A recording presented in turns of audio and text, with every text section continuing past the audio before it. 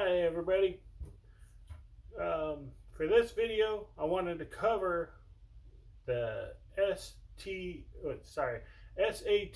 drives, the serial style drives. There's actually two things when you deal with serial drives is you have the port and you have a protocol. They're two different things, but they're the same thing. When you get into the solid state drives, you'll hear about the STA standard protocol. That is actually a variable in the M.2 platform that you have the PCI Express platform and you have the serial. Wanted to show you from the IED drive with the pins. Then it went to basically this style drive, the bigger drive. You can see the ports are different than the pin. That was a generational move. Speed difference, cable difference, power connector difference. This is the older pin connection, has a Molex connector. It's a different power connector than what the next ones will have. When you're looking at upgrading your drives, this is one of the factors that comes into play is, are you the older generation with the IED cable with the pins, or are you the smaller form factor, the Sata, the SATA port? If you're that, you can get into the next couple variables here. Let me move that one out of the way because I covered that one. So basically, there's that one. Then you have the smaller drive that's usually found in hard drives that are in laptops, even towers. Some of the small form factors will take these to save space. Give you a comparison. They're basically interchangeable. No problems. You can take this one out, put that one in. I've got a review on a mounting bracket. Basically, you just mount that in a mounting bracket. You can put it actually in the same space. Uses the same cable connectors, everything. From this, or even the older, bigger drive, we now have the solid states. From the solid state, you can see same pin, same connectors, everything's in the same order.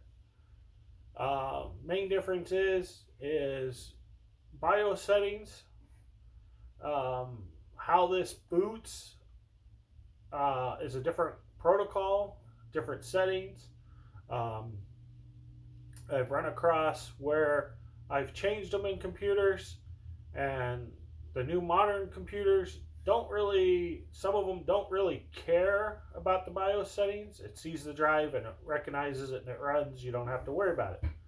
Some situations you will have to go into the BIOS, change a few configurations.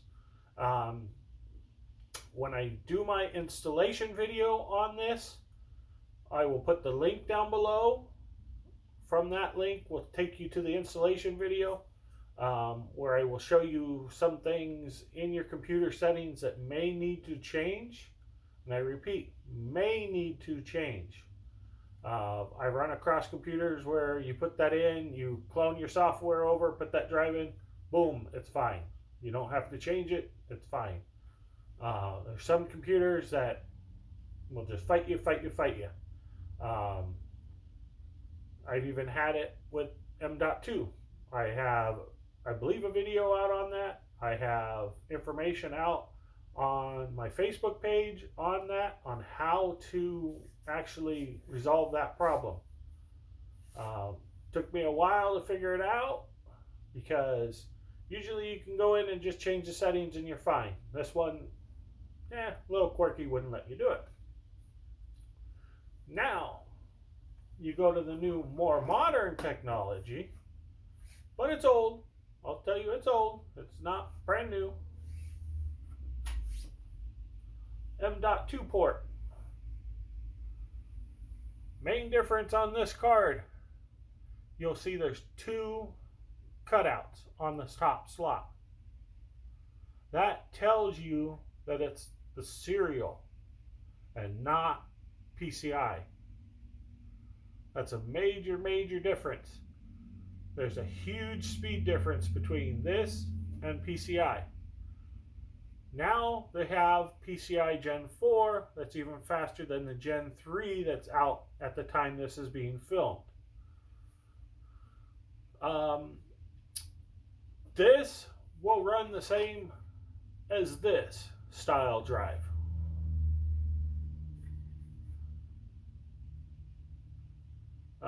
Side note on this is not a sponsorship. This is just one I found online. I have a video already about this drive. Why I picked this up was cost. It was relatively cheap right now, so I picked this one up. This is not a sponsorship deal. I'm not getting paid for this. Just want to specify that. This is just for my videos.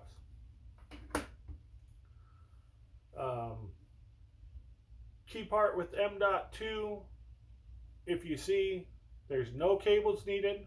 There's a single port. If your computer has that port on it, that would be located on the motherboard itself, you can use this card. I actually have a USB adapter. Ooh, that I just dropped. Grab that.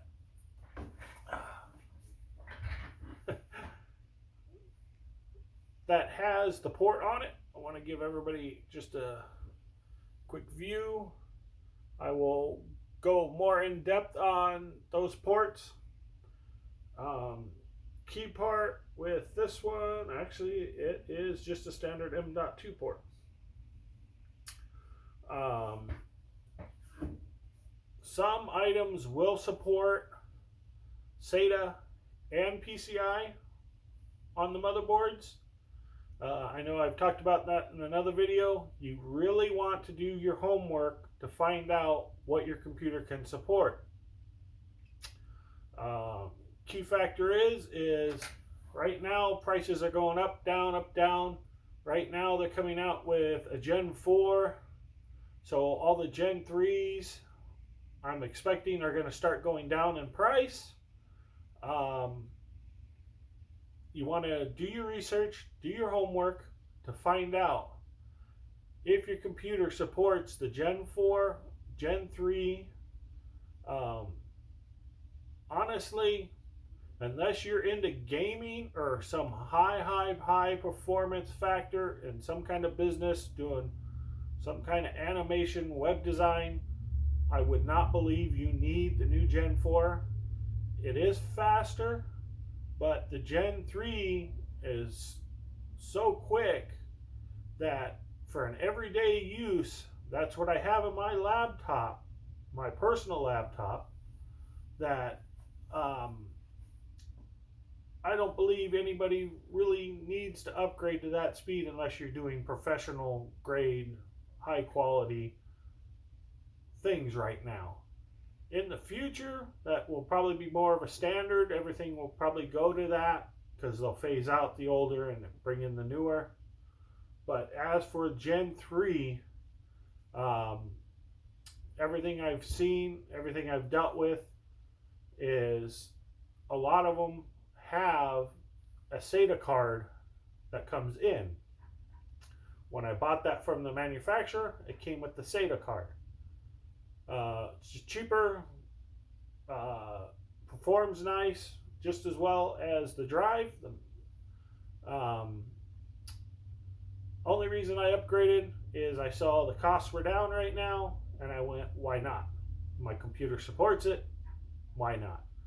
I'll use this in that case that I showed you, as my external drive. From someone that's been in the computer industry for a long, long time, where you started out with things like this that were in cases that were hooked up to USB that had a power so you can back up your data, to something like this that you just basically plug in a USB cable to. This one's a USB-C that I have connected to USB-B that you plug into the computer, and it gives it power, recognizes the drive and everything, and as you can tell, it's super tiny. That's comparatively nice compared to the old-fashioned drives. You can still do backups that way. You can still use the old-fashioned drives. You can even use the old-fashioned Sata drives, is probably the more common out there right now. The IAD is pretty much ancient history. It's legacy. I'll probably end up doing more videos on that under my legacy group of hard drives. I have other style drives here from way back. I still have stashed away that I will cover some of the ports. The old SI, CI ports, the old serial, there's a bunch of different ones that they had on server-based products. I have some drives that I will cover. Wanted to bring this up due to covering hard drives, covering up to the newest and greatest. I don't have an available M.2 card in front of me, but I'm hoping to cover more of that in another video. Make sure you subscribe to my channel. This is my launch day. This is my new shirt for the launch. Wanted to make sure I cover enough detail about serial drives, and to make sure that everybody's aware, hit subscribe, tell everybody, hey, we got someone out there new covering home users and business. For gaming wise, I will possibly have another channel set up for that, but I'm not going to cover a whole lot of it on this channel. You may get reviews and unboxings, but anything more detailed will go on to the other channel.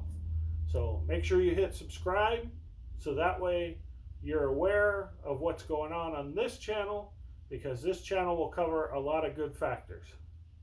I think I covered most of the basics for STA drive, ports, protocols. Just want to point out, there is a difference. Again, there is a difference between solid state and mechanical. Because when you get into reading and doing your homework, when it talks about the SAT protocols, settings, those type of things, it's not actually talking about the physical drive. It's actually talking about how these drives talk to the motherboard. This is something that I believe needed to be brought up, because if you're looking at it and they're telling, and you're reading, doing your homework on this item, that people may get confused, because you might have this at home using this, thinking what they're saying directly relates to this. It does, but it does not. This has the same power and the same data cable. How it actually communicates and gets recognized to the motherboard, and how the boot up to Windows, that is really where you're going to be affected, is in your boot up process. That if you don't realize what's happening, you're going to say, oh, this doesn't work. It doesn't work. Change back. You might freak out. You might get nervous. When it's really just a simple settings that you have to go in and change because you went from this to this, or even this. Now, with this, if you decide to go to PCI Express, it's the same factors as SATA. Because of the port and how it communicates to your BIOS and your boot up process, the settings are basically the same for if it's the serial or the PCI. Main difference is if your motherboard will support this drive or the PCI. Some support both, some support only one. I've seen in some of the smaller form factors, it only supports PCI Express, and the medium and big form factors will actually support SATA and PCI Express, or it may be reversed. Some of the small form factors will only support SATA. So it's kind of surprised me myself when I've looked into it and found a small form factor that supports the faster speed drive than the slower. So that's where I go back to do your homework. Make sure you do your homework. Another video I'm going to be covering is, I call it the Ghost in the Machines. Another video I will be covering is best practices. Best practices and Ghost in the Machines kind of run together. I have found if you do not follow best practices, you get Ghost in the Machines. Just to elaborate, Ghost in the Machines is funky stuff. Your machine does weird stuff. Could be as simple as running Microsoft Office and it crashes. I will do more detailed video of those, and when I get those out, I will post those on the links, I hope, down below. I know this video is going a little long, but I wanted to cover a lot of factors that, nowadays everybody, I believe, should know this, because now I've even found if you go onto a few websites and you look for refurbished computers that certain manufacturers have and certain brick and mortar or web stores have, you will see that they're not using the stock drives anymore. Where they used to come with the old mechanical drives, they're all coming with solid states. This is why this video is going a little longer, because if you bought a computer within the last year or two and you go online and you see your computer that you bought and it now has a solid state drive where before it didn't, but it's the same specs, you might be asking yourself, why? Why did they make that change? This is why they made that change. There's a lot of reviews out there on these, a lot of benchmarks done, but a lot of them are gaming benchmarks. They're not real world performance benchmarks. So what I've been trying to accumulate is data on real world applications. Going to this, does this really help you in a business environment? Does this really help you in a home environment? Yes. Yes, and yes. It does help you. It makes a huge difference. And again, going to this, the STA style with the 2 notches is actually the same as going to this. I wanted to make sure people are aware of that because they both use the same protocols, they both talk at the same speeds, they both have the max same speeds. Um, if you're going to a PCI Express that will only have one notch on it, and it should be on this side, this notch won't be there, that's a different ballgame. Those are a lot faster than Sata. Put a couple in. I've been, even on my laptop, when I took this card out and put that one in, it has made a performance difference. And I'm not using it in a business environment. I'm using it as a home environment.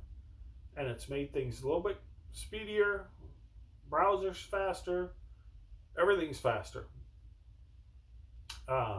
If you have the port and you have the availability and you can find it for a decent cost, like right now you can get 250 gig 512 for a decent price. You get into a terabyte, 2 terabyte, 4 terabyte, those are going to cost you a lot of money. 1 terabyte's not too bad. If you shop around, get it for about 150 bucks. That's not too bad. But most of those will probably be the Gen 3. There are Gen 4 out. Don't know how many motherboards actually fully support Gen 4. From what I'm seeing and what I have to do some review on, is it looks like Gen 4s are backwards compatible. Just means they'll run slow. They'll run to the Gen 3 speeds. It's not a bad thing if you have an older computer that if you can only find the Gen 4 to put in, then it's worth it.